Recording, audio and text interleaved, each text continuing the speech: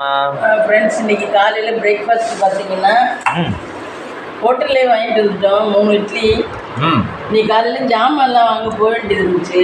Okay. அதனால காலையில் tiffin பண்ணலை, மாவும் இல்லை. அதனால 3 இட்லி எனக்கு, அவனுக்கு 2 தோசை. இந்த தொட்டுக்கு சட்னி சாம்பார் எல்லாம் கொடுத்துருக்காங்க. இதான் ஃப்ரெண்ட்ஸ் இன்னைக்கு நம்ம வீட்டில் பிரேக்ஃபாஸ்ட். மதியம் சமைக்கணும், மாவு ஊற வச்சுக்க மாவு ஆட்டணும் ஃப்ரெண்ட்ஸ்.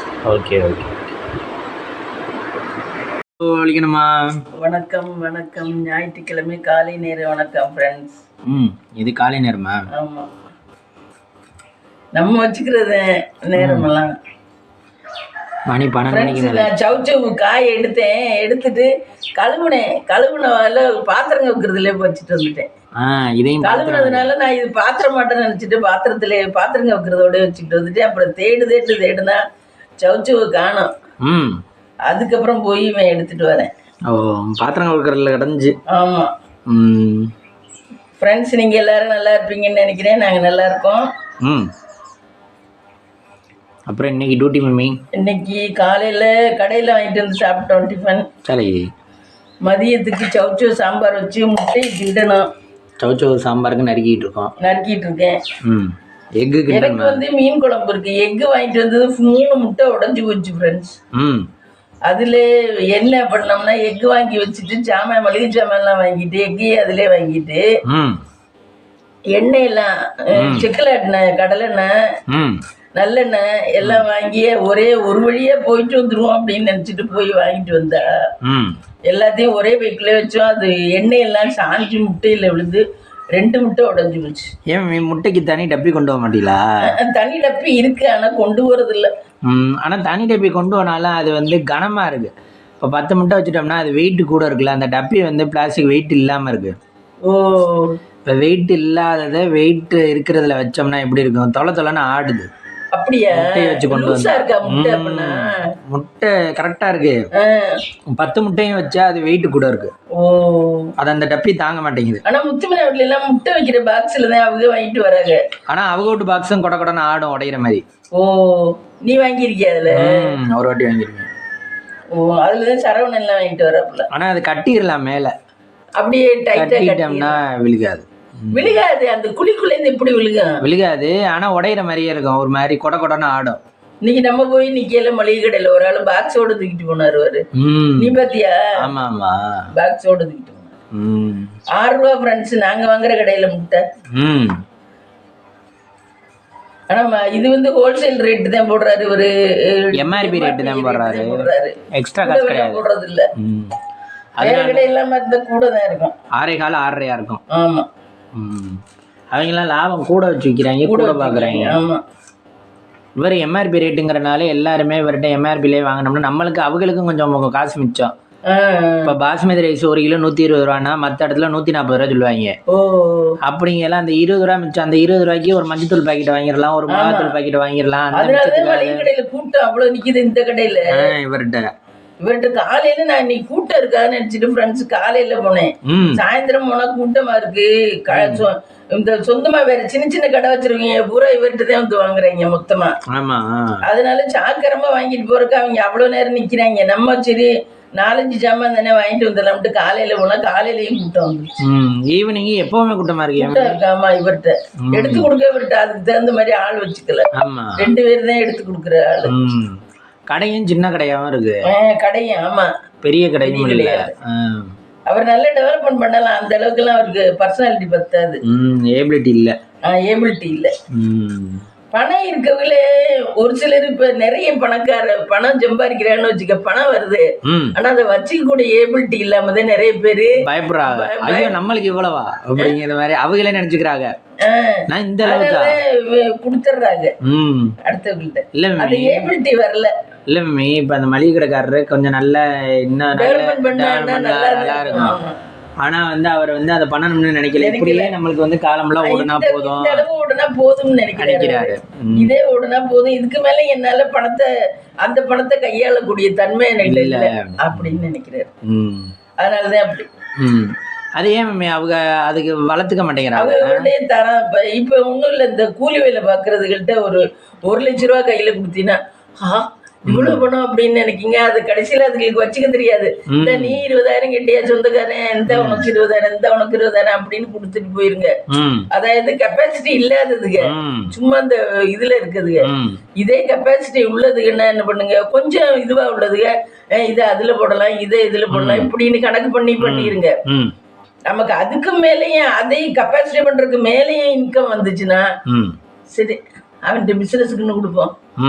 அவன் எப்படியும் தரமாட்டான்னு தெரியும், பிசினஸ்க்குன்னு கொடுப்போம். அவன் எப்படியும் தரமாட்டான்னு தெரியும். இது நம்ம மனசுக்கு பிசினஸ் கொடுத்துதான் அர்த்தம் அப்படின்னு நினைச்சுதான் கொடுக்குறாங்க பெரிய ஆளுகள். அவங்கள்ட்ட ஏபிலிட்டி முடியல, அவங்களாலயும் அந்த பணம் வர்ற அளவுக்கு அவங்கள்ட்ட ஏபிலிட்டி இல்ல. இதே சொந்தக்காரனுக்கு கொடுத்தா நம்மளை இலக்கமா நினைச்சிருவாங்க.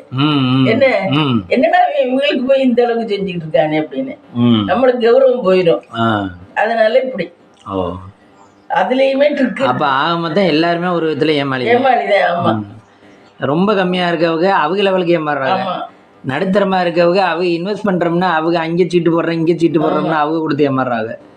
பணக்காரங்க நான் பிசினஸ் பண்றேன்னு கொடுத்து ஏமாறுறாங்க. ஆக மொத்தம் எல்லாரும் ஒரு விதத்துல எல்லாரும் கரெக்டாவே இருக்க முடியாதுல்ல மம்மி, அப்படித்தானே? பிசினஸ்ல கொஞ்சம் கூட ஒரு வழியில நமக்கு எந்த வழியில வருதோ அந்த வழி போயிடும். இப்ப எனக்கு வாரது இன்கம் கம்மி தான்னாக்கா நான் செலவழிக்கிறது கம்மியா தான் இருக்கும். அதுக்கு தகுந்த செலவு தான் நான் செலவழிப்பேன். இல்ல மம்மி, இப்ப ஒரு விஷயம் இது ஒண்ணு பார்த்தேன். அவங்க இது போட்டிருந்தாங்க, இப்ப நீங்க எவ்வளவுதான் வருமானம் வந்தாலும் அதுல ஒரு நீங்க வாங்குறதுல ஒரு 1% ஒரு 2% வந்து சேவிங்ஸ்ன்னு எடுத்துவீங்க. அந்த சேவிங்ஸ்ங்கிற பக்கம் வந்தாதான் மனசுக்குள்ள நம்மளுக்கு வந்து எந்த காசையும் நம்மளுக்கு வந்து சேவிங்ஸ் பண்ணணும்னு தோணும் அப்படின்றாங்க. அதே மாதிரி இப்ப நம்ம வந்து கஷ்டப்பட்டு சேர்க்கிறோம்ல, ஒரு காசையும் கஷ்டப்பட்டு சேர்த்தாத அந்த காசை வந்து இப்ப வந்து விட்டுற மாட்டோம், அவ்வளவு கஷ்டப்பட்டு விட்டுற மாட்டேன். இப்ப எவ்வளவு பெரிய சூழ்நிலை வந்தாலும் இப்போ ஒரு இடத்துக்கு ஒரு 10 லட்ச ரூபா கொடுக்கணும் அப்படின்னால நம்ம 20 லட்ச ரூபா சம்பாதிச்சிருக்கோம்னு வச்சுங்க, 10 லட்ச ரூபா கொடுக்கணும்னா நம்ம வந்து இந்த 10 லட்ச ரூபாய் மீதி இருக்கிற 10 லட்ச ரூபாய் எங்கேயாவது கொடுத்து பெரிய பெனிஃபிட் அனுபவிச்சுட்டு அந்த பெனிஃபிட்டை இங்கே கொடுக்கலாம் அப்படிங்கிற மாதிரி தோணும். அந்த காசை வந்து நம்ம கையில முழுசா விட்டுற மாட்டோம். அந்த மாதிரி காப்பாத்தணும்னு தோணும். இதுவே நம்மளுக்கு வந்து யாரோ ஒருத்தருக்கு 20 லட்சம் கொடுத்தாங்க, இந்த அங்கிட்ட 10 லட்சம் கேட்கறாங்க, சரி கொடுத்துருவோம் அப்படின்னு கொடுத்தோம்னா நம்மளுக்கு வந்து அந்த மணியோட அருமையே தெரியாது. கையில தங்காது. வசதி இல்லாம போறதுக்கு காரணம் அதான், மகாலட்சுமி கையில தங்காது. நம்ம அந்த 20 லட்சத்தை வட்டி கொடுத்துட்டு அப்படி அந்த வட்டியை வாங்கி பண்ணிட்டு இருந்தோம்னா அதுல ஒரு நியாயம் இருக்கு. அதை விட்டுட்டு இப்படியே வட்டிக்குன்னா நமக்கு பேங்க் வட்டிக்கு இதே அடுத்தவன்ட்ட ஏமாறுறதுக்கு இல்ல என்ன, அதுலயாவது ஒரு நியாயம் இருக்கு. அதுக்குள்ள நம்ம செலவு பண்ணிக்கிட்டு நடத்துறோம்னா மகாலட்சுமி தங்கம் இப்படி நம்ம வந்த உடனே எடுத்து கொடுக்க கூடாது எதையுமே. வந்த உடனே இப்ப என்கிட்ட இது பாத்திரத்துல இப்பதான் வருதுன்னு வச்சுக்க, இதை நான் நீ கேக்குறேன்னு சொல்லி எல்லாத்தையும் எடுத்து கொடுத்துட்டேன்னா என்கிட்ட என்ன தங்கம்? அது மாதிரிதான். அதே மாதிரி இந்த சமைக்கிறவங்க இருக்காங்கல்ல, சமைச்சிட்டு இப்ப வந்து கடைசியா தீர போதுன்னா முதல்ல அவங்க சமைச்சவங்களாம் எடுத்து வச்சுக்கா கொஞ்சம் சாப்பிடுறதுக்காக. ஏன்னா அவங்களுக்கு வேணும்ல, அவங்க சமைச்சவங்களுக்கு வேணும்ல. அதே மாதிரி ஹோட்டல்லையும் சமையல்காரங்க அதை செய்யக்கூடாது. என்ன ஓனர் விட்டு முதல்ல புரியுதா? என்ன ஓனர் விட்டு முதல்ல அவங்க செய்யக்கூடாது அது. ஆனா அது செய்யறாங்க இப்ப சமையல்காரங்க, அவங்களுக்குன்னு எடுத்து வச்சுக்கிறாங்க. ஆமா, இப்போ வந்து சமைக்கிறான்னு வச்சுங்க, கடைசி நேரம் தீர போதுன்னா சாம்பார் கொஞ்சம் ரசம் கொஞ்சம் எல்லாத்தையும் அள்ளி வச்சுக்கிறாங்க தான் சாப்பிடுறதுக்கா. இல்ல அவங்களும் மனுஷங்க தானே, அது சாப்பிட்டுதான் எடுக்கணும். சமைக்கிறவங்க அப்படி எடுக்க கூட வேலைக்காரர் தானேப்பா. ஏன்னா பத்திக்கே பத்தலைன்னு என்ன பண்றது? அவங்க என்ன திருப்பி உப்புமா கிண்டிக்கலாம், அதை பண்ணிக்கலாம், இதை பண்ணிக்கலாம். இது விருந்துக்கு போட முடியுமா? அது விருந்துக்கு எத்தனை வகையா போட்டு தானே ஆகணும். உனக்கு மட்டும் போட்டுட்டு எனக்கு போடலைனாக்க சங்கடம் தானே. ஒரு ஆளு கூட குறைச்சு சொல்லுவாள், என்னையா அவன் பந்தி வச்சேன் அப்படின்னு ஒருத்தன் சொல்லுவேன், ஒருத்தன் என்னையா சூப்பரா வச்சேன் அப்படின்னு. ஏன் அதை ஈவனா போட்டுட்டு போக முடியாது? பந்திக்கு வந்து பண்ணும்போது கூட தான் பண்ணணும். அப்படி பத்தல சமயக்கார உப்புமா அப்படி கிண்டி சாப்பிட்டுக்கலாம். அவங்களுக்கு சாப்பிட வேண்டாம் சொல்லல, வேற ஏதாவது பண்ணி சாப்பிடலாம். வேற ஏதாவது பண்ணி தோசை ஊத்தி அப்படி ஏதாவது சாப்பிட்டு நல்ல ஃப்ரெண்ட்ஸ். பணம் ஏதாவது இன்கம் வந்துச்சுன்னா மாசமே சாமிக்கு எடுத்து வச்சிருந்தேன் ஃப்ரெண்ட்ஸ். முத சாமிக்கு எடுத்து வச்சிருவேன். எடுத்து வச்சுட்டு தான் செலவு பண்ணுவேன். கடவுள் புண்ணியத்துல எனக்கு எவ்வளவு குறைஞ்ச இன்கம் வந்தாலும் அதுக்குள்ள என் வண்டி ஓடிக்கும். இல்லைனாக்கா நான் அது ஒரு இதுவாவே வச்சிருக்கேன். மெகா டிவில அந்த அம்மா சொன்னதுல இருந்து அந்த அம்மா தான் சொன்னிச்சு இதெல்லாம். ஃபர்ஸ்ட் உங்களுக்குன்னு வர ஒரு தொகையை ஃபர்ஸ்ட் செலவுன்னு நம்ம பண்றது சாமிக்கு, நம்ம குலதெய்வம் சாமிகளுக்கு பண்ற மாதிரி நம்ம எடுத்து வச்சிடணும் சாமிக்கு காசு. சம்பளம் வந்தாலும் சரி, வட்டி பணம் வந்தாலும் சரி, ஏதோ எந்த இன்கம் வந்தாலும் சரி, நான் இப்ப இடம் வித்த காசு வந்தாலும் அப்படித்தான் பண்ணுவேன். அது ஃபர்ஸ்ட் சாமிக்கு தான் எடுத்து வைப்பேன். அது நமக்கு நல்ல செலவா போகும். நம்ம அதை விட்டுட்டு நான் பெட்ரோல் போடுறேன், நான் அதை பண்றேன், வர்ற வழியிலே அதை பண்றேன், இதை பண்றேன்னு பண்ணாக்கா அது பின்னாடி அந்த காசு கையிலே தங்காம கறி செலவாட்டும் போயிடும். அது அம்புட்டுமே காலி ஆயிரும். அது ஒரு நல்ல செலவாவும் போகாது. வைத்தியனுக்கு அப்படி இப்படின்னு குடுக்குற மாதிரி இருக்கும். நான் இப்படிதான் உங்களுக்கு இந்த இடையில 19 அப்ப ஆபரேஷன் பண்ணல, அப்ப பாத்தீங்கன்னா இந்த இது குழு கட்டின இது சீட்டு போட்ட காசு அது ஒரு பைசா கூட கடைசியா 2 லட்ச ரூபா இருந்துச்சுன்னு வச்சுக்கோங்க. 2 லட்ச ரூபாயில 1,99,999 ரூபா வரைக்கும் ஹாஸ்பிட்டலுக்கே செலவாயிருச்சு. ஒரு ரூபா கூட நம்ம எடுக்கல. நான் அப்பதான் நினைச்சேன் லைஃப்லயே, நான் அதுக்கு முன்னாடி வரைக்கும் பணத்தை பத்தி சீரியஸ்னஸ் இருக்காது எனக்கு. அப்பதான் பார்த்தா நம்ம கையில இருந்து இப்ப என் கையில 2 லட்ச ரூபாய் இருக்கு மம்மி. 2 லட்ச ரூபாயும் நானே கரெக்டா செலவழிச்சிருக்கேன்னு வச்சுக்கேன். ஞாபகம் இருக்கு செலவழிச்சது. அப்படின்னா எப்படி இருக்கும், ஆகா எல்லாமே இதுக்கு தானடா போயிருக்கு அப்படின்னு ஒரு நினைப்பு இருக்குன்னு தானே. அது மாதிரி ஃபுல்லா இதுக்கு தான் போச்சது. அது நல்ல நேரத்துல சீட்டு ஸ்டார்ட் பண்ணிருப்போம். அதுக்குன்னு தான் இருந்திருக்கு அந்த சீட்டு. அந்த சீட்டே அதுக்குன்னு இருந்திருக்கு. அது ஆனா அந்த நேரத்துல அந்த பிள்ளைகிட்ட சேர்ந்து அதுதான் எடுத்தனா இல்ல வேற சேர்ந்து இல்ல, அதுக்கு முன்னாடி எல்லாம் சேர்ந்திருக்கேன். கடைசியா சேர்ந்தது அது, கடைசியா சேர்ந்து எடுத்தது. அதுக்கப்புறம் பார்த்தா அந்த பிள்ளையே சீட்டு ஒழுங்கா நடத்தல, நல்லது இதுங்கல சேரல. நல்ல அப்புறம் ஒரு வாட்டி கேட்டாங்க, அப்புறம் சேரல. அதுட்டு கொடுத்தோம்னா நம்ம வாங்க முடியாது, சீட்டு பொண்ணு எடுத்து எல்லாம் வாங்க முடியாது அப்படின்றத விட்டாச்சு. நம்ம தெரிஞ்சே ஏமாறக்கூடாது இல்லையா. நம்மளாம் இப்ப ஏமாறுற அளவுக்கு எல்லாம் இல்ல, நமக்கு எல்லாம் 10ஆம தான் இருக்குது. என்ன ஏமாற முடிஞ்சவங்க ஏமாற வேண்டியதுதான், நம்மளுக்கு எல்லாம் 10ஆம தான் இருக்கு. நீங்க ஏமா சீட்டெல்லாம் நடத்தோம்லாம் இல்லையா? சீட்டு நடத்துறதுக்கெல்லாம் நம்மள்ட்ட எல்லாம் எடுத்துருவாங்க பணத்தை, கடைசி கட்ட மாட்டாங்க. கடைசி அந்த எடுத்த பணத்தை நானே போட வேண்டி வரும். அப்ப எனக்கு என்ன லாபம் இருக்கு? இப்போ 1 லட்ச ரூபா சீட்டு நடத்துறேன்னு வையே, நீங்க கரெக்டான ஆளுகளை வச்சுக்கொண்டு கரெக்டா இருக்கணும்னு நினைப்பா இல்ல ஒரு மனுஷங்க போற. அது கவர்மெண்ட் ஜாப்ல உள்ளவங்களை எடுத்தோம்னா கண்டிப்பா கட்டிடுவாங்க. 1ஆம் தேதி டான்னு சம்பளம் வந்துடும். கவர்மெண்ட் ஆஸ்பத்திரில எல்லாம் அப்படித்தான் ஃப்ரெண்ட்ஸ் பண்றாங்க. டாக்டர்கள்ட்ட அங்க உட்கார்ந்து இருக்குது இல்ல டாக்டரு, அதுகிட்ட ஒருத்தன் தவன் ஒருத்தன் இருக்கேன். ஐயா அப்பாட்ட பணம் வாங்கிட்டு அவன் கொடுக்காதவன், அவன் ஒருத்தன் இங்க ஆஸ்பத்திரிக்கு எல்லாம் வார எங்கேயுமே அவன் என்ன பண்ணுவான், எல்லா டாக்டரையும் சீட்டுக்கு சேர்த்து 1ஆம் தேதி ஆனா வசூல் பண்ணிட்டு அவங்க பணம் எடுத்துட்டு கொடுப்பாங்களா, கொடுத்து என்னன்னு தெரியல. 1ஆம் தேதி ஆனா ஹாஸ்பிட்டல்ல டாக்டர்கிட்ட வசூல் பண்ண வந்துருவேன். டாக்டர்களும் போடுறாங்க. டாக்டர்களும் போடுறாரு. டாக்டர்கள் நடுத்தர குடும்பம் தான் இப்ப டாக்டர் வருது. மிடில் கிளாஸ் தான். அதுக்கப்புறம் அதனால அதுக்கு இது இவங்க சொல்றத கேட்கதான் வேணும். இவங்க இத்தனை வருஷமா இருக்காங்க, அவங்க எல்லாம் தெரிஞ்சிருந்தாலும் இவங்கள்ட்ட இந்த பணத்துக்கு இவங்கள்ட்ட தான் கொடுத்து வாங்குது. அதுக்கு வர்றதுல ஒரு பங்கு. ஆமா, அவன் தான் வசூல் பண்ணிட்டு நிப்பேன் அன்னைக்கு நர்ஸ்கிட்ட டாக்டர்கிட்ட எல்லாம் 1ஆம் தேதி ஆனா. ஆனா மம்மி கவர்மெண்ட் ஹாஸ்பிட்டல் இருக்கவங்களே பிரைவேட் ஹாஸ்பிட்டலுக்கு வராங்க, அதெல்லாம் ஒண்ணும் இல்லையா? தெரியல அது எதுக்கு வந்துச்சுன்னு தெரியல. இந்த நர்ஸ் ஒன்று வந்துச்சுன்னா ஆமா, அது எதுக்கு வந்துச்சுன்னு தெரியல. இப்ப நம்ம எல்லாம் எதுல இருக்குமோ அதுல தானே போவோம். ஆனா இந்த பணமே வாரது தக்குனதையும் செலவழியுது. நிறைய சம்பாதிக்கிறவங்களுக்கு நிறைய அப்படியே ஈஸியா செலவழியுது. வர்றது சிக்கனமா வரவங்களுக்கு சிக்கனமா தான் செலவழியுது. இப்ப நமக்கு எல்லாம் செலவு ரெக்க கட்டிக்கிட்டு பிறந்தா நம்மளால தாக்கு பிடிக்க முடியாது. இப்ப மாமாக்கெல்லாம் ரெக்க கட்டிக்கிட்டு பிறந்தா அவங்களுக்கு வாரதே ரெக்க கட்டிக்கிட்டு வருது, செலவழிக்கிட்டு தான் அவங்களுக்கு அப்படி போகுது. அது ஏன் மம்மி இப்போ ஒருத்தங்க உழைக்கிறாங்க, கடவுள் அப்படி நிர்ணயம் பண்ணி இல்ல ஒருத்தங்க உழைக்கிறாங்கன்னா எல்லாரும் ஒரே அளவு தானே உழைக்கிறாங்க. ஆனா ஊதியம் மட்டும் கூட குறைச்சு வருது இல்ல. அதுக்கு இந்த ஃபீல்டுல அப்படிதான் இருக்குது. பிரைவேட்னு வச்சாவே எல்லாத்துலயுமே கடைக்கு போனாலும் 20,000 தான் சம்பளம். ஆமா, ஏமாத்துதான் பாக்குறாங்க. பிரைவேட்னா வேலையை கூட வாங்கிக்கிறாங்க, ஒழுங்கான சேலரி கொடுக்கறது இல்ல, போனஸ் கொடுக்கறது இல்ல. கவர்மெண்ட்னா நம்ம வேலை வாங்குற வரைக்கும் தான் பிரச்சனை.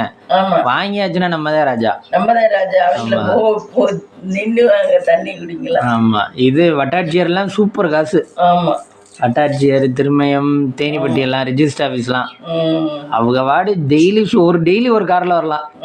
வட்டாட்சியருக்கு அவ்வளோ காசு ரெஜிஸ்டர் பண்ணிக்கிட்டே தானே இருக்குது இடத்த. அந்த லாபம் இந்த லாபம். கேமரா வச்சாலும் ஆமாம், அது தனியாக லஞ்சம்னு தெரியாமல் வாங்கிட்டு இருப்பாங்க. கேமரா தானே நீ வச்சா வச்சுக்க, நாங்கள் வாட வேறு வழியில் வாங்கிடுவோம். இல்லைன்னா அக்கௌண்ட் நம்பரை எழுதி கொடுத்துட்டு கூட அக்கௌண்ட் போட்டு கல்யாணம் ஆனவங்களை ரெஜிஸ்டர் பண்றாங்க, அதுக்கும் லஞ்சம் தான். ஆமாம், நம்ம மேரேஜ் ரெஜிஸ்டர் பண்றதுக்கும் லஞ்சம் தான். எல்லாத்துக்குமே. இங்க கல்யாணம் பண்றவங்க தேனிப்பட்டியில போய் ரெஜிஸ்டர் பண்ணணுமா இங்க? ஆமாம், அப்படிதான். எங்கேயா இருந்தாலும் அவங்க ரெஜிஸ்டர் ஆஃபீஸ் எங்கேயா இங்கே பண்ணணும் போல. அந்த காலம்லாம் மனசாட்சி இருந்துச்சு. அப்ப எல்லாருமே ரெஜிஸ்டருக்கு படிச்சுட்டா நல்ல காசு பண்றாங்க. எல்லாருமே ரெஜிஸ்டர் பண்றாங்க. இது மண்டபத்துல கல்யாணம் பண்ணாலும் எங்க கல்யாணம் பண்ணாலும் ரெஜிஸ்டர் பண்றாங்க. கூட்டிட்டு போய் ரெஜிஸ்டர் பண்ணிடுறாங்க. ஆனா அப்படி இருந்துமே இவ்வளவு புட்டுக்குது. ஆமா, எவ்வளவு டைவர்ஸ்க்கு வந்து நிக்குது, புட்டுக்குது. அது நம்ம ஆளுக, மத்த ஜாதிய அதிக டைவர்ஸ்ங்கிறதே இல்ல. அதுல அதிக பண்பா இருக்குது. நம்ம தோத்து போயிட்டோம் நம்ம ஆளுக. ஆமா, நம்ம ஆளுக அது மத்த ஜாதிகள் எல்லாம் பண்பா இருக்குது. அதான் இவர் சொல்றாருல்ல, யாரு மவுன்ஷன்ல சிவராமனா, அந்த இவர் ஒருத்தர் இருந்தாருல்ல எனக்கு கெமிஸ்ட்ரி அவரு சாரு, அவரு இது உங்க ஆளுக முத்துராமன், உங்க ஆளுக அப்ப கியூ கட்டி நிக்கிறாங்க இங்க அப்படின்னு. நம்ம ஆளுக்கு கியூ கட்டி நிக்கிறா மாதிரி இருக்கு. அவங்க எல்லாம் கிண்டல் பண்றாங்க, நம்ம ஆளுக்கு கியூ கட்டி நிக்கிறாங்க. அவங்க ஒத்துமையா இருக்க மாட்டாங்க, கூட குறைச்சுன்னா கியூ கட்டி நின்றுவாங்க. உடனே முடிவு எடுக்கிறாங்க. என்னமா அதிக வீட்டுல கஷ்டமே இல்ல, அது மாதிரி இதுக்கு பிறந்த இடத்துல கஷ்டமே இல்லையா? யார் வீட்டுல வரும் போகும், நிரந்தரம் கிடையாது. ஆமா, அது பொறுமையாதான் கையாளணும். உடனே கோவப்பட்டு நீ வேண்டாம், உடனே முடிவு எடுத்தா இது எப்படி? என்ன இப்ப உள்ள பிள்ளைகளுக்கு அதுகளுக்கு சௌரியமா வேலை பார்க்க கூடாது. அது கேட்ட உடனே அதுக்கு வாங்கி கொடுத்துடணும். என்ன அதுகளுக்கு சௌரியமா இருக்க நேரம் தான் நம்ம அலோவ் பண்ணி போகணும். அதுகள்கிட்ட பேசுறதுக்கு இத்தனை எதிர்பார்க்குதுங்க பிள்ளைய. அவங்களுக்கு நம்ம எதிர்பார்க்குற ஆள் அவங்களுக்கு புருஷனுக்கோ இல்லை வீட்டில் இருக்கவங்களுக்கு எந்த வித இதுவும் இருக்கக்கூடாதா? எந்த வித எக்ஸ்பெக்டும் இருக்கக்கூடாது. ஏன்னா நான் உனக்கு கிடைச்சிருக்கேன்ல, இந்த பிள்ளை அப்படித்தான் சொல்லுது. என்ன நீ வேணும்னா நான் எல்லாம் செய்யறதுக்கெல்லாம் சரி பண்ணுதேன். ஓ அம்மா இங்கேரு, ஓ அம்மா மாதிரிலாம் நான் பண்ணிக்கிட்டு எல்லாம் இருக்க மாட்டேன். ஓ அம்மா பண்ற மாதிரிலாம் நான் உங்க அப்பாவுக்கு உங்க அம்மா பண்ற மாதிரிலாம் பண்ணிக்கிட்டு இருக்க மாட்டேன். நீ இப்படி எல்லாம் வேணும்னு நீ எனக்கு தகுந்த மாதிரி தான் நடந்துக்கணும் அப்படின்னு சொல்லிடுமா. அது ஏன் அந்த மாதிரிலாம் நினைச்சினா அந்த நினைப்பு சரி மேமே. அது ஆனால் லைஃபுக்கு கரெக்டா கடவுள் அப்படி விட்டுருவாரா? இப்போ வந்து இப்போ இல்லை மேமே, இப்போ வந்து ஒய்ஃபோ ஹஸ்பண்டோ யாரையும் படுத்தக்கூடாது. அவங்க லைஃப் அவங்க கரெக்டாக தானே இருக்கணும், எல்லாருமே கரெக்டாக தானே நடந்துக்கணும். அவங்க கூட குறைச்சி நடந்துக்கிட்டானா நீ எனக்கு பண்ணுன்னு சொல்லிக்கிட்டு இருந்தானா அது சரியா? அது வந்து பெண்கள் வந்து மெல்லினம் இல்ல, அது ஓகே. ஆண்கள்கிட்ட இது கேட்டுக்கலாம் பண்ணிக்கலாம் அப்படிங்கிற ஒரு இதா இருக்கு. ஆண்கள் செய்யணுங்கிறது ஒரு கட்டாயத்துல ஆயிப்போச்சு இன்னைக்கு இருக்கிற காலம். அன்னைக்கெல்லாம் நினைக்கல, அன்னைக்கெல்லாம் அப்படி இல்ல. ஆமா, ரெண்டு பேருமே ஈவனா இருக்கு. பெண்கள் வந்து வீடை பாத்துக்கணும், சமைக்கிறது கொள்றது, பிள்ளைய பாத்துக்கிறது, இந்த வேலையெல்லாம் பெண்கள் பாத்துக்கணும். கூட்டுறது அல்றது இந்த வேலையெல்லாம். ஆண்கள் வந்து சம்பாரிச்சு கொண்டாந்து வீட்டுக்கு வேணும் பத்திரம் மாதிரி சம்பாரிச்சு கொண்டாந்து கொடுக்கணும். வீட்டுக்கு தேவையானது பணப்பொறுப்பு பூரா ஆம்பளைய பாத்துக்கணும். வீட்டுல சமைக்கிறது இந்த சாப்பாட்டு பொறுப்பு பூரா பொம்பளைய பாத்துக்கணும். புள்ள வளர்க்கறது எல்லாம் அப்படி இருந்துச்சு அப்ப. இப்ப வந்து எல்லாமே ஆம்பளைய தலையில தான் சம்பாதிக்கிறது. பிள்ளைய வளர்க்கறது அவங்கதான் தூக்கிட்டு நடக்கணும். அவன் எங்க போனாலும். ஆமா, இந்த சங்கீதா வினோத் திருப்பதிக்கு போயிருக்காங்க. அந்த அவன் வினோத் தலையில தூக்கி வச்சுக்கிட்டு வரேன் அவனையா, அந்த குட்டிய ஜஸ்விதாவ கழுத்துல தூக்கி வச்சுக்கிட்டு வரேன், தூக்க முடியாம. இது அப்புறம் லக்கேஜ் அவங்க தான் தூக்கணும். லக்கேஜ் மாமியா ஒரே ஒரு லக்கேஜ் வச்சிருக்க. அப்புறம் லக்கேஜ் எல்லாம் வச்சிருவாங்க எங்கேயோ. அந்த நாங்க ஐவி போனோம்ல கொடைக்கானல், அப்ப வினோத் ஒய்ஃப், இந்த லேப் வினோத் இருக்கேன் ஒய்ஃப் சொன்னிச்சு, அங்க இருந்து பிள்ளைய தூக்கிட்டு வந்துச்சான். ரெண்டு பிள்ளையில ஒரு பிள்ளைய சொல்றலையும் ஒரு பிள்ளைய இதுவும். இவன் என்ன பண்ணிருக்கேன், இவன் ஒய்ஃபுக்கு கொடைக்கானல் வரைக்கும் காலேஜ் பஸ்ல போறான், காலேஜ் பஸ்ல நல்ல சீட்டா பார்த்து உட்கார வைக்கணும் அதுல அப்படின்னு சொல்லிட்டு இவன் பஸ் எடுக்கிற இடத்துக்கே வந்து நின்றுட்டு இங்க வந்து நின்றுட்டு இருந்திருக்கேன். இங்க வந்து நின்றுட்டு சீட்டு எந்த சீட்டு நல்லா இருக்குன்னு உட்காந்து பார்த்து எந்த இடத்துல அதுல உட்கார வைக்கலாம்னு இவ்வளவு செக் பண்ணிருக்கேன். இவ்வளவு செக் பண்ணி இது பண்ணிக்கிட்டு இருந்திருக்கேன். அது உடனே சீட்டை முதல்ல பிடிக்கிறதுனா லேடிஸ்க்கெல்லாம் கொஞ்சம் முன்ன பின்ன ஒடியாருங்கல்ல. ஆக எனக்கு நல்ல சீட் வேணும், எனக்கு நல்ல சீட் வேணும்னா அப்படி ஒடியாந்துச்சுங்க. அப்படி வினோத் ஒய்ஃபும் இவன் லேப் வினோத் ஒய்ஃபும் ஒடியாந்துச்சுங்க. அப்போ வந்த உடனே கேட்குது, உனக்கு கொஞ்சமாவது பொறுப்பு இது அது என்னது கொஞ்சமாவது இது இருக்காப்பா உனக்கு அப்படின்னுச்சு. உடனே இவன் புரிஞ்சுக்கிட்டேன், கூட நான் பிள்ளைய வாங்கிக்கிறேன் அப்படின்னு. ஏன்னா அது பிள்ளையும் தூக்கிட்டு வருது, சுமையும் தூக்கிட்டு வருது. எங்க இருந்து காலேஜில் ஃப்ரெண்டுல இருந்து காலேஜில் பேக் சைடு கொண்டு வருது, பஸ் பேக் சைடில் நிக்குது. அப்ப அது ஒரு வார்த்தை தான் கெடுச்சு வரை இவன் மாறிட்டேன். அது மாதிரி ஆனா இவன் வந்து அதுக்கு நீட்டா உட்காரணுங்கிறதுக்காக தான் இங்க தேடிக்கிட்டு இருக்கேன். அது கஷ்டத்தை பாக்குதான், பிள்ளைகளை தூக்கிட்டு வருதான். உனக்கு கொஞ்சமாவது நான் என்னை பார்த்தா பாவமா இல்லையாப்பா அப்படின்னு கேக்குது ஒய்ஃபு. அப்படி இருக்குது அந்த மாதிரி. இதுவே சொல்லுது, பொம்பளை பிள்ளைய ரொம்ப படாப்படுத்துதுங்க, உலகமே மாறி போச்சு அப்படின்னு சொல்லுது. இதுக்கு அப்படிங்கறதுக்காக பேசாம இருக்கேன். அனுசரிச்சு போகணும். குடும்பம் மதிப்பு இல்லையே, தனி வாழ்றது மதிப்பு இல்ல. ஆமா, ஒரு குடும்பம் நடத்துறதுங்கிறது சின்ன திட்டம் இல்ல, பெரிய திட்டம். அதான் இந்த நான் மகனால இல்ல, இதே சூரி சொல்லுவேன். ஒரு டம்மி அவர் தருப்பாரு, அவரு குடும்பஸ்தன். கார்த்தி சூப்பரா இருப்பேன். கார்த்தி வந்து அண்ணே வணக்கம்ண்ணே அப்படிம்பேன். எதுக்குடா இவனுக்குலாம் வணக்கம் வைக்கிற அப்படின்னு கேட்பேன் டீ கடையில. டேய் குடும்பஸ்தன்டா, நான் ஒரு மாசம் தான்டா இது இருந்து பார்த்தேன் குடும்பஸ்தனா. அந்த இதுவா அப்பா இறந்து போய் இவன் குடும்ப பொறுப்பு பார்ப்பேன். அப்ப வந்து என்னன்னா திடீர்னு இவர் ஹவுஸ் ஓனர் கேட்பாரு, மம்மி ஜீவா இது வாடகை கொடுக்கலப்பா அப்படின்னு கேட்பாரு. 2ஆம் தேதி ஆச்சுன்னு உடனே தந்துடுறேன் அங்கிள் அப்படிமே. அப்பா இவ்வளவு பாத்துருக்காரு பாருங்க. ஃபர்ஸ்ட் ஒயிட் வாடகை, அப்புறம் கரண்ட் பில் கட்டியாச்சா ஜீவா, அப்படியே கட்டிடு ஜீவா அப்படின்னு பாரா. அது கட்டிடுறேன் எங்களுக்கு தெரியலையே, கட்டியாச்சான்னு கேட்கறதுக்கு தெரியலன்றேன். கட்டிடுறேன் எங்கள் அப்படிமே. அப்புறம் அவங்க அம்மா லிஸ்ட் எழுதி கொடுத்துட்றேன், இந்தாப்பா மளிகை ஜாமான் இதெல்லாம் வாங்கிட்டு வாப்பா மாசுக்கு ஆனதுன்னு. 3வது சாப்பிட்றதுக்கு வாங்கிட்டு வர சொல்றேன். அது ஒண்ணு. என்னம்மா இவ்வளவு இருக்கு அப்படின்னு கேட்கிறேன். இதாண்டா மாசத்துக்கு இவ்வளவு செலவாகும்டா அப்படிங்கிறா. சரி அது ஒண்ணு. அப்புறம் தங்கச்சிக்கு படிப்பு செலவு, இவ்வளவு செலவையும் அப்பா பார்த்திருக்காரு, இவன் பொறுப்பு இல்லாம இருந்திருக்கேன். இப்ப தனக்கு வெளியிலதான் தெரியுது. அதனால குடும்பஸ்தங்களை பார்த்தா வணக்கம் வைக்கணும் போல தோணுதுடா அப்படிங்கிற. அதுக்கு 4 உயிர் 5 உயிரை நம்ம காப்பாத்துற மாதிரி இருக்கும்ல, அதனால அப்படி. அந்த காலத்துல சோறாக்குற வேலை மட்டும்தான் பொம்பளைகளுக்கு. ஆனா இந்த காலத்துல வேலைக்கும் போறாங்கல்ல லேடிஸ், வேலைக்கும் போறாங்க. ஒருத்தர் குடும்பம் ஒரு மாதிரி இருக்கும். வேலைக்கு ஈவனா போறவங்களாம் இருக்காங்க. ஆமா, இப்ப நிறைய பேர் காலேஜஸ் எல்லாம் ஒர்க் பண்றாங்க தானே டீச்சர்ஸா. எல்லாருக்கும் ஃபேமிலி இருக்கு தானே, பிள்ளைய இருக்கு, ஃபேமிலி இருக்கு. ஒரு நேரம் அவங்க அந்த காலத்துல எல்லாம் கல்யாணம் பண்ணிக்க மாட்டாங்க. அந்த காலத்து ஆக்டர்ஸ் எல்லாம் ஒரு மாதிரிதான் இருப்பாங்க. அவங்களுக்கு ஆக்டர்ஸ்னு முத்திரிக்கை ஊத்தி அவங்களை வந்து இந்த கூத்தாடிங்கிற மாதிரிதான் வச்சிருந்தாங்க அந்த காலம். இப்போ வந்து ஆக்டர்ஸ் எல்லாம் குடும்ப வாழ்க்கைக்குள்ள நுழைஞ்சிட்டாங்க. அதுதான் கடைசி வரைக்கும் நமக்கு சேஃப்டி அப்படின்னு. ஆக்டர்ஸ் குஷ்பு கல்யாணம் பண்ணிக்கிட்டா, எல்லாரும் எல்லாரும் கல்யாணம் பண்ணி குழந்தை பெற்றுக்கிட்டு, அதுதான் கடைசி வரைக்கும் நம்ம ஆக்ட் பண்றது வயசு இளமை வரைக்கும் தான் ஆக்ட் பண்ண முடியும். அதுக்கப்புறம் குடும்பம் இதுதான் பெருசுன்னு எல்லாமே மாறிடுச்சுங்க பாரு, டைவர்ட் ஆயிடுச்சு. அப்ப கூத்தாடினா இவனுக்கு கல்யாணம் பண்ணிக்க மாட்டேன். இது அந்த காலத்துல எல்லாம் பணக்காரங்க கூட கல்யாணம் பண்ணிக்க மாட்டாங்க. ஏன்னா அவங்களுக்கு ஒழுங்கா இருக்க மாட்டாளுங்க. அப்படி இப்படி போயிடுவாளுங்கன்னு ஒரு கூத்தாடின்னு சொல்லுவாங்களா.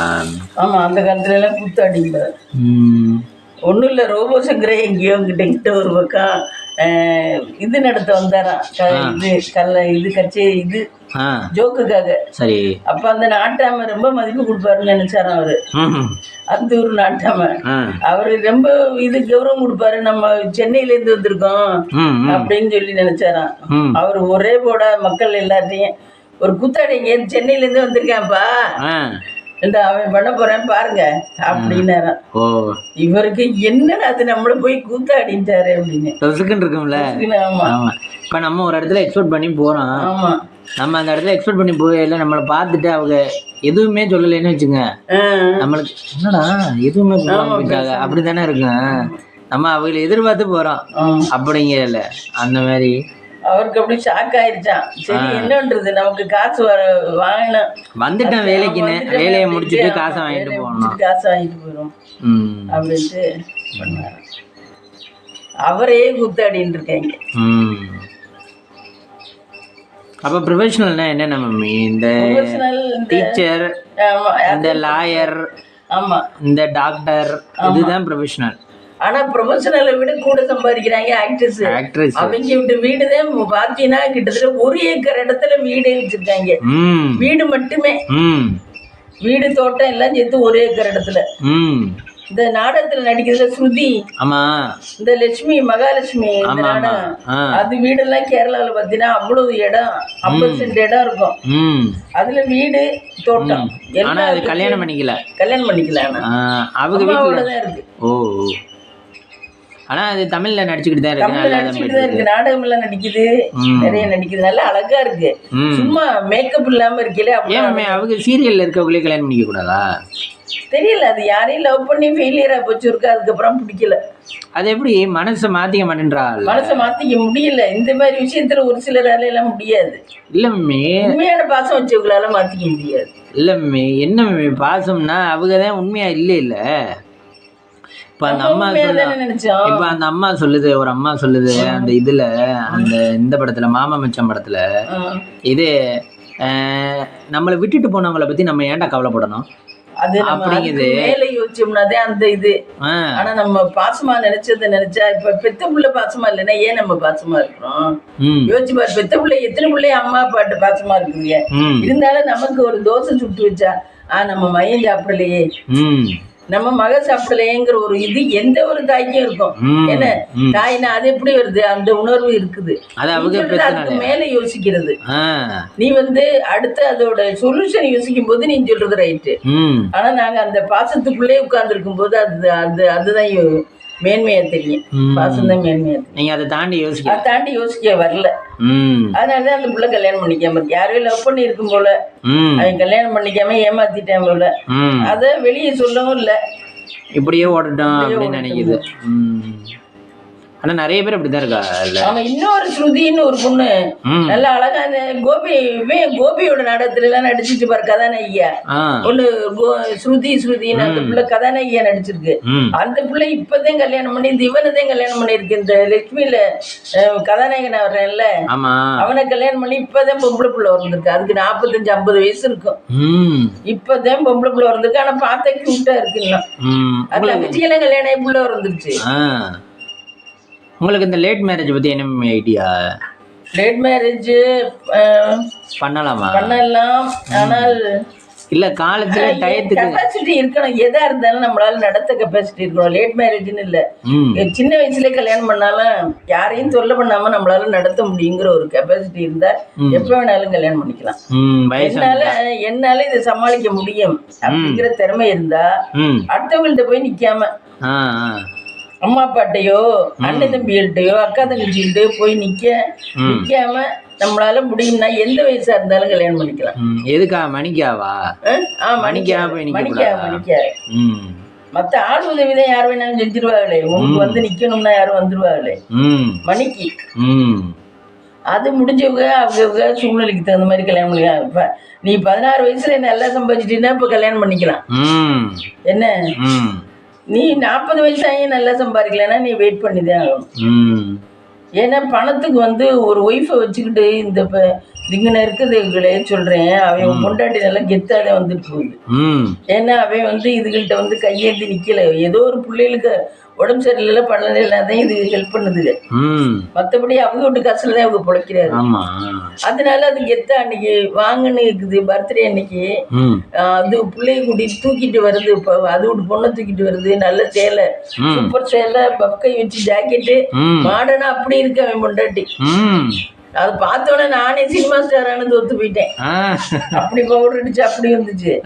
அது பாத்தீங்கன்னா அப்படி வருது. இது வந்தோடனே வாங்கண்ணி அப்படின்னுச்சு.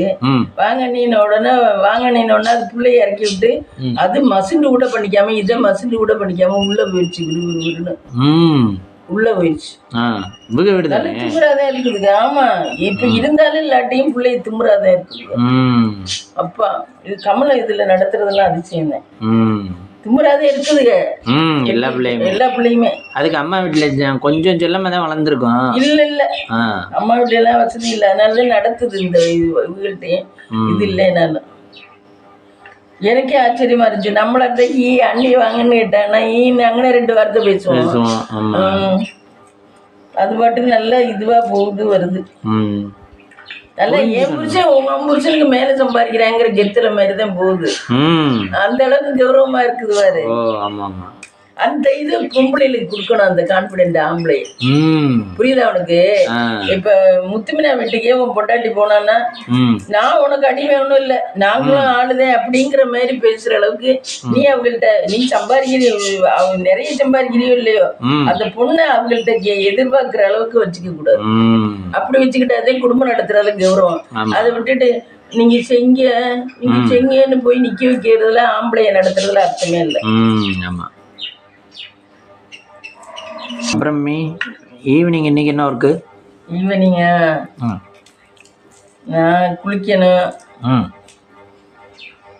கூட்டி இல்லிட்டேன். டெய்லியுமே மதியம் தான் குளிப்பீங்களா? டெய்லி மத்தியானம் தான் குளிக்கிறது. மத்தியானம் சாப்பாடு குளிச்சுட்டு தான் சாப்பிடுவேன். ஏன் காலையில குளிக்கிற பழக்கம் இல்ல? காலையில குளிக்கிற பழக்கம் ஏன்னா காலையில குளிச்சோம்னா வேலை பார்க்க முடியாது, வேர்த்து ஊத்தும். ஏன் குளிச்சுட்டு ஃப்ரெஷ்ஷா வேலை பார்க்க வேண்டியதுன்னு? குளிச்சுட்டு அதுக்கப்புறம் வேர்த்து ஊத்துற மாதிரி இருக்கு. எனக்கு குளிச்சுட்டு கூட்டியில் பிடிக்காது. கூட்டியில் விட்டு தான் குளிக்கணும். வீடெல்லாம் ஏதோ ஒட்டடிக்கிட்டு தான் தட்டுவோம், அது மேல விழுகும். அதனால கூட்டியில் விட்டு தான் குளிப்பேன். எப்பவுமே மதியம் தான் குளிக்கிறது? எப்பவுமே மதியம் தான் குளிக்கிறது, அதே பழக்கமாகி போச்சு. மதியம் 2 மணிக்குள்ள குளிச்சிருவேன். குளிச்சுட்டு லஞ்சு சாப்பிடணுமா? குளிச்சுட்டு தான் லஞ்சு சாப்பிடுறது. அப்புறம் மினிமம் அப்படிலாம் அப்படித்தான் பண்ணுவாங்க. மத்தியான சோத்துக்கு குளிச்சு முழுகி விபூதி பட்டையெல்லாம் போட்டு சாமியை கும்பிட்டு மத்தியான சோத்துக்கு வந்து உட்காருவாரு. சோறு கேக்குது சோறு. ஆமா, மத்தியான சோத்துக்கு அப்படிதான் வந்து உட்காருவாங்க. மகளுக்கு சமைச்சு வச்சிருப்பாளுங்க, 4-5 பொம்பளை பிள்ளைய சூப்பரா பண்ணி வச்சிருக்குங்க. குளிச்சுட்டு தான் வந்து சாப்பிடுவாரு. குளிச்சுட்டு வந்து சாப்பிடுறதுல ஒரு சந்தோஷம். ஆமா, விபூதி பட்டையெல்லாம் அடிச்சு. ஆனா அவங்க எல்லாம் 70 வயசுல செத்து போயிட்டாங்க, சுகர் வந்து. பாவம், எல்லாருமே அந்த வயசுல போட்டாங்க. 70 வயசுல. ஆமா, 70 வயசு தான் இருக்கும், அதுல செத்துட்டாங்க, சுகர் வந்து. என்னென்ன மம்மி நறுக்கிருக்கோம்? அதான் சவுச்சவுக்கு நறுக்கிட்டேன். சவுச்சவெல்லாம் இங்க கொண்டு போயிட்டேன். சவுச்சவு, முட்டை இது கிண்டுறதுக்கு வெங்காயம், தக்காளி எல்லாம் நறுக்கியாச்சு. சரி, சமைச்சிட்டு பார்க்கலாமா ஃப்ரெண்ட்ஸ்? சாதம், lunch guys, lunch chow chow, sambar, முட்டை கிண்டி வச்சிருக்கேன். இதான் ஃப்ரெண்ட்ஸ் இன்னைக்கு மதியம் லஞ்ச். வாங்க சாப்பிடலாம். இந்த வீடியோ பிடிச்சிருந்தா லைக் பண்ணுங்க, ஷேர் பண்ணுங்க, கமெண்ட் பண்ணுங்க, சப்ஸ்கிரைப் பண்ணுங்க.